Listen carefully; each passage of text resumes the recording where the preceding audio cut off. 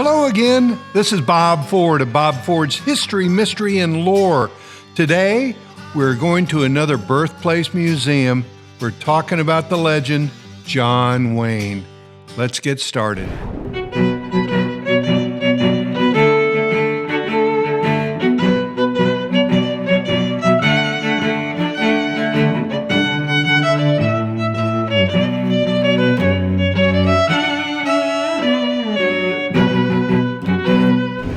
I've about had it with you, Pilgrim.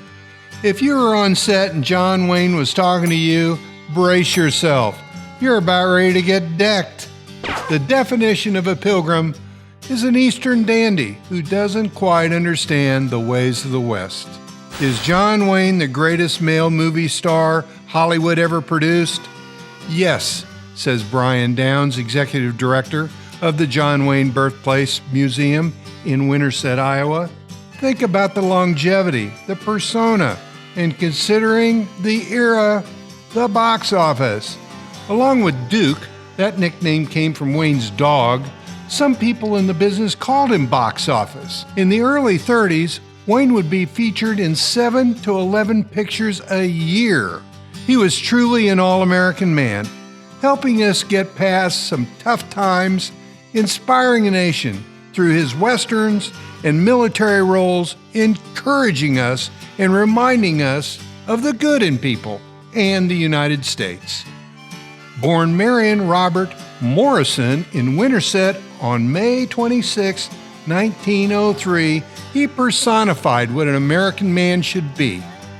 Clint, Bogey, Stewart, Tracy, and Cruz were and are all talented actors, but Wayne was the bigger-than-life star.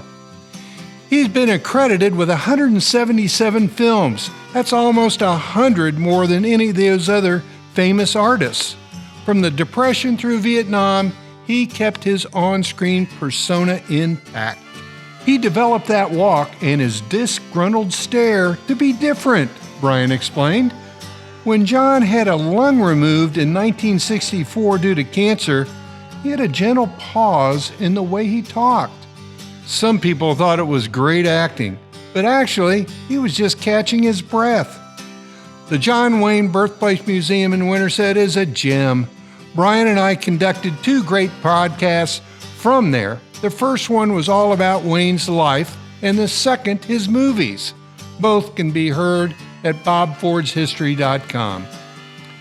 Winterset, Iowa is in Madison County. Yep, that Madison County with the bridges. You can imagine a young John Wayne and his buddies climbing all over those things. The engineering of those interior supports and intricacy of the designs are what makes those 140-year-old structures so sturdy and unique. The bridges were constructed with a cover to protect them from the elements. And it worked. Built like John Wayne, with character that lasts. After touring the museum and the home, the annual Madison County Fair was taking place. We had to go. Winterset would be a perfect setting for a Norman Rockwell painting. Not only were all the lawns perfectly manicured, but the houses all seemed to have window boxes full of flowers. The fair was Americana on parade. There was a 12-year-old girl with a pig on a leash. After seeing that, I had a delicious pulled pork sandwich. No relation. I'm bad with names, but Brian introduced me to several people. I swear I met Ma and Pa Kettle, Dolly Parton, Uncle Sam, Jed Clampett, and a Dorothy and Toto look-alike. My father, Jake Ford, was on a cruise and ventured into a lounge for an afternoon nip. Hey, he was on vacation. He sat down next to a salty old guy with a bad eye. They started talking, and it turned out they had the same last name. John Ford was a famous filmmaker who directed John Wayne in some of his finest movies. Stagecoach, The Horse Soldiers, The Man Who Shot Liberty Valance, Rio Grande, and The Searchers. My favorite Wayne Ford movie was They Were Expendable. It's a World War II film based on the exploits of a torpedo boat squadron fighting in the Philippines early in the war. Much of the courageous action is based on factual events that led to tough times on Corregidor. One of the best known, but out of character movies for Wayne was Ford's production of The Quiet Man. John Ford's given name is Feeney, and that's very Irish. The Quiet Man was Ford's homage to his ancestral homeland and that way of life. It was beautifully filmed. The Surrey used in the film is on display at the museum. My father found Ford to be a humble man who hoped people just enjoyed his work. He also said he was an Irish whiskey kind of guy. Funny, I wrote about that meeting in an article. You know, when you're a writer, you're at the mercy of an editor. And when they published, they didn't have my father and John Ford meeting in the afternoon for a nip. Nope, they changed one letter. They met every afternoon for a nap. I can just see those two grizzly World War II veterans spooning their way through the Caribbean. Cut. Being the first state to hold presidential caucuses every 4 years, Iowa becomes ground zero for a national campaign. If you're running for the highest office in the land, who better than to pose with in the state than a statue of their favorite son, John Wayne? Brian has entertained them all, candidates he knew and a few he didn't. They pull up in their buses and limos just to get a photo op with the statue in front of the museum. Ronald Reagan was funny, Bill Clinton charming, and Hillary sweated a lot.